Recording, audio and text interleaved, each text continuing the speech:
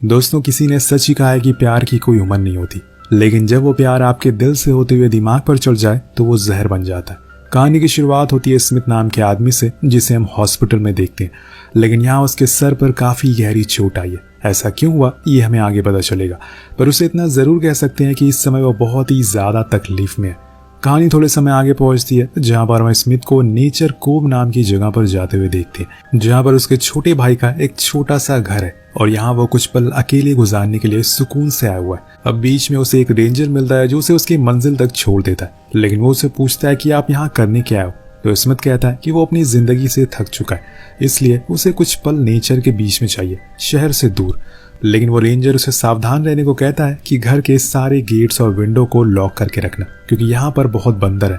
वो सीधा अपने घर पहुंच जाता है और घर के अंदर जाने पर वो सबसे पहले तो ड्रिंक करता है और फिर कुछ समय के बाद वो इस जगह को एक्सप्लोर करने के लिए बाहर निकल जाता है। थोड़ी दूर पर उसकी नजर एक बीच पर पड़ती है, जहाँ पर एक फैमिली नहा रही थी, जिसमें एक लड़की भी थी।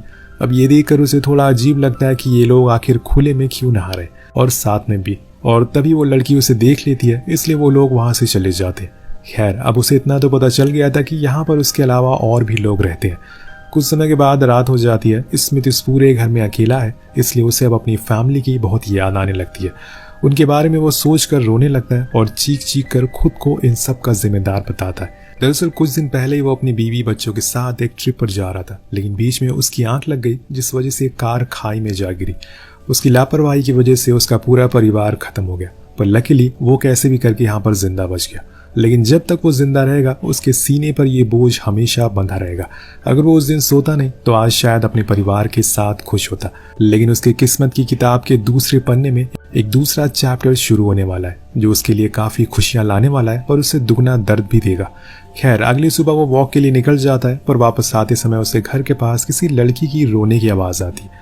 वो करीब जाता है तो देखता है कि बोट के अंदर कोई रो रहा है।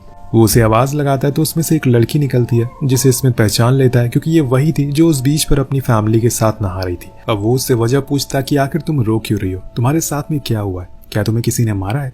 लेकिन वो उसे कुछ जवाब नहीं देती और पीछे हट जाती है।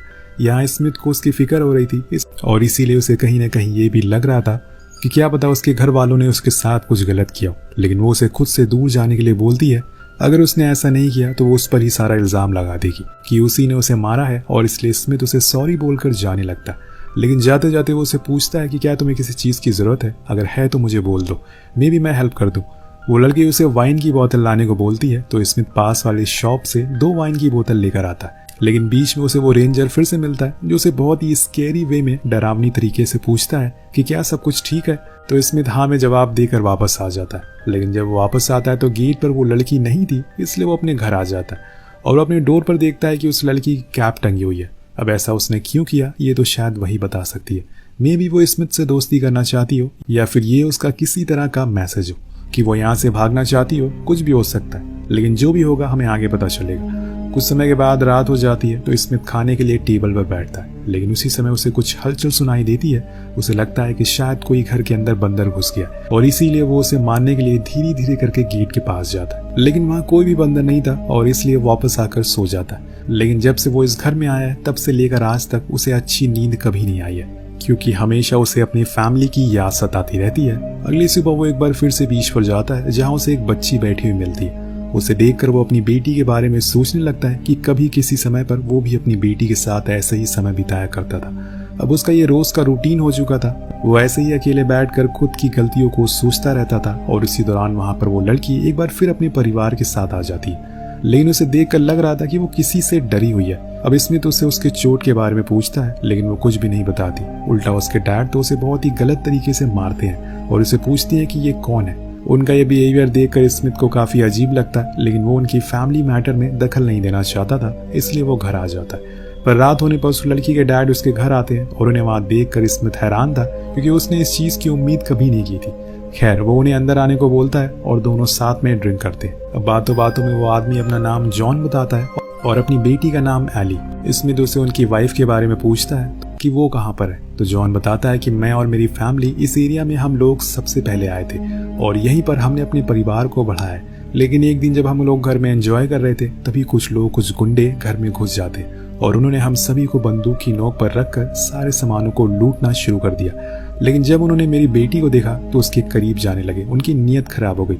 मेरी वाइफ ने मेरी बेटी को बचाने की बहुत कोशिश करी और इसी चक्कर में उन लोगों ने उसे जान से मार दिया। बात खत्म होने के बाद जब जॉन स्मिथ से उसके बारे में पूछता है तो वो बात को पलट देता है, क्योंकि अपनी स्टोरी किसी से शेयर नहीं करनी चाहिए। लोग आपकी कमजोरियों से जान लेते हैं और फिर वो आपके खिलाफ उसे गलत इस्तेमाल करते हैं। यही सोचकर स्मिथ चुप रहता है। वह अगले दिन स्मिथ शॉप पर अपने घर के लिए कुछ सामानों को खरीदने जाता है। जब वो बाहर आता है तो वो देखता है कि वहां पर एली उसे अपनी कार में बैठकर देख रही है, और जब वो उसके पास जाने की कोशिश करता है तो वो बिना कुछ कही वहां से चली जाती। अब घर पर आने पर उसे एक लेडी मिलती है जो बाहर खड़ी हुई थी। वो उसे पानी के लिए पूछती है तो वो उसे घर के अंदर ले जाता है और वहां पानी दे देता है। पर वो उसे पूछती है कि अगर तुम्हें किसी भी मेड की जरूरत है तो बताओ, मैं सभी काम कर दूंगी। लेकिन स्मिथ मना कर देता है। वो फिर भी जबरदस्ती उसके बर्तन धोना शुरू कर देती है, जिस वजह से उसके हाथ में चोट लग जाती है। और स्मिथ ये देखकर डर गया था। वो उसे लेकर फौरन पड़ोस जॉन के घर जाता है, क्योंकि जॉन एक डॉक्टर है। वो उसकी मरहम पट्टी करता है, जिसके बाद सभी लोग बैठकर साथ में लंच करते हैं। लेकिन वहां पर साइमन, जो कि एली का भाई है, वो म्यूजिक सुनना शुरू कर देता है और उसे अपने खाने को भी फिनिश नहीं किया था।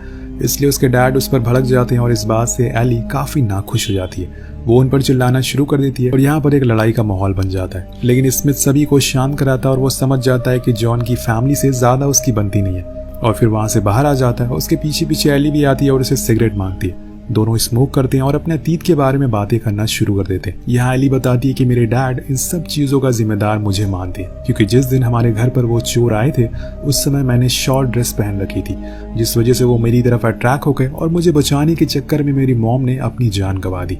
उस दिन के बाद से उन्होंने कभी भी मुझे अपनी बेटी नहीं माना। वो बस अपना रिश्ता निभाने के लिए मेरे साथ है। वो स्मिथ से उसके बारे में भी पूछती है। हालांकि वो किसी को अपने अतीत के बारे में कुछ नहीं बताता, लेकिन आज वो एली को बता देता है कि वो अपने बेटे की स्कूल ट्रिप से वापस आ रहा था और उनकी कार सीधा खाई में जाकर गिर गई, जिसमें मेरी बीवी, मेरे बच्चे दोनों मारे गए।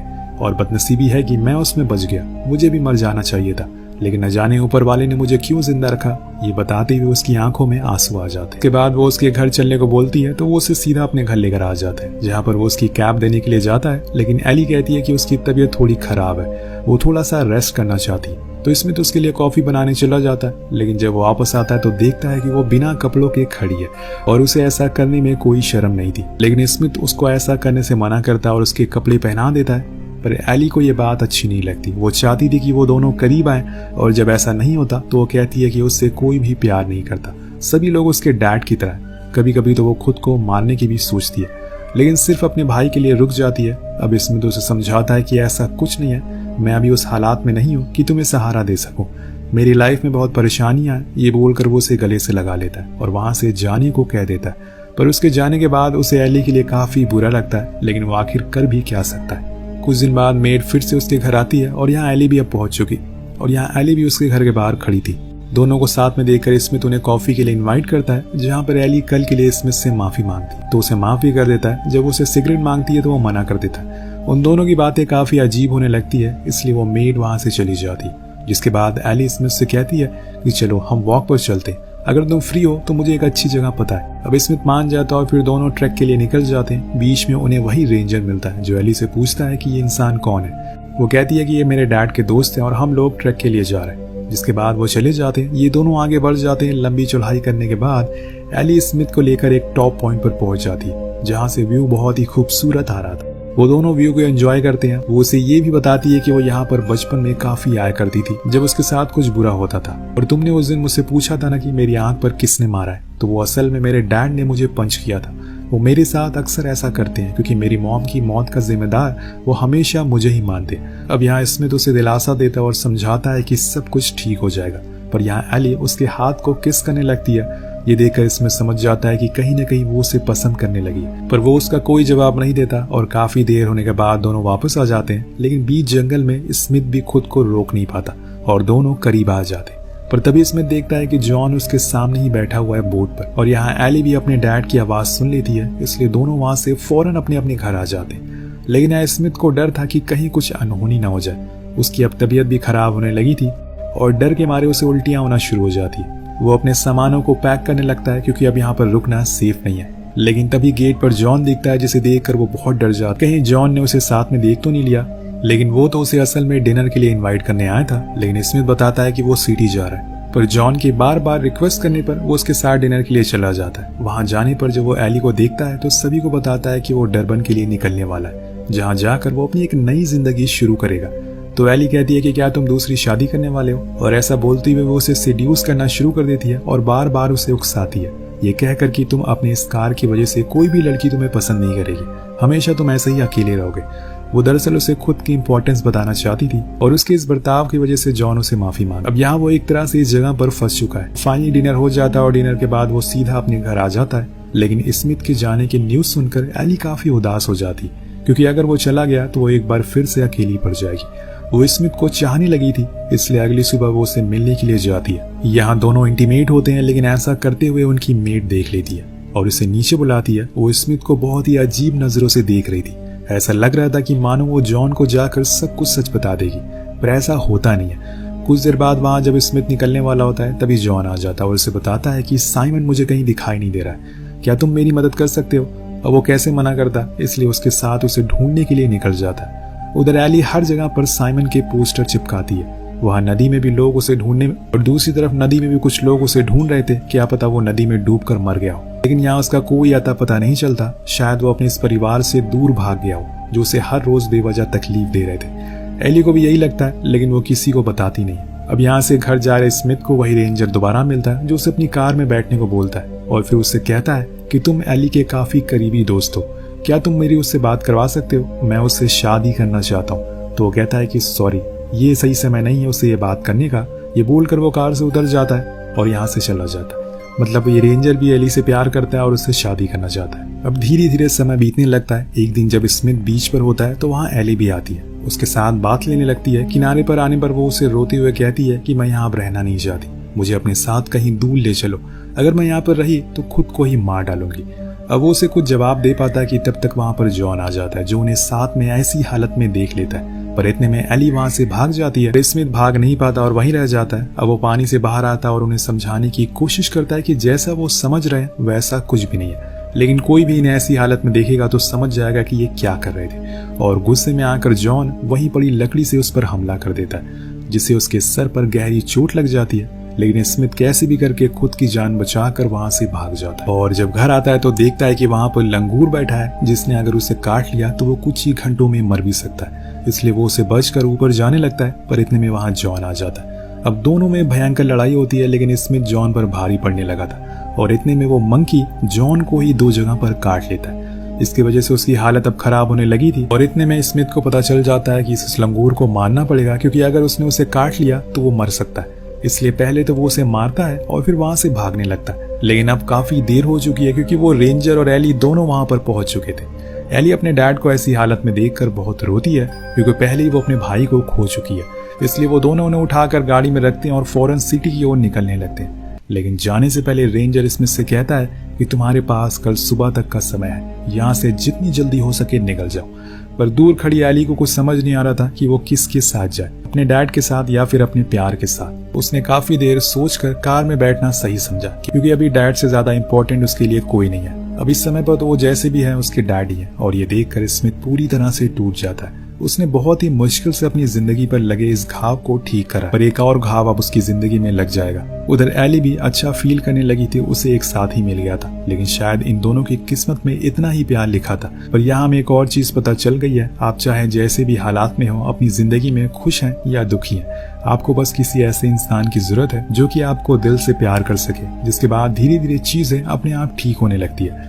वेल इसी के साथ ये कहानी यही खत्म हो जाती है। आपको कहानी कैसे लगी नीचे कमेंट करके हमें जरूर बताएगा। मिलते हैं अगली वीडियो में। Peace out.